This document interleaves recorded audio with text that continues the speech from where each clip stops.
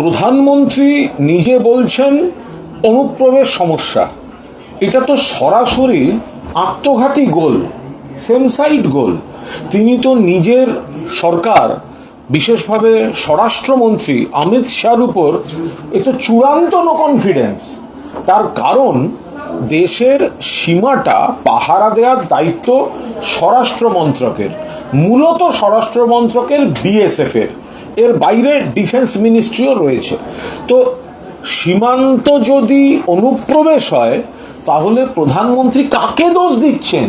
তার কারণ কোনো রাজ্য সরকারের এখতিয়ার নয় সীমান্ত পাহারা দেয়া। সীমান্ত পাহারা দেওয়াটা হচ্ছে পুরোদস্তু সেন্ট্রাল গভর্নমেন্টের।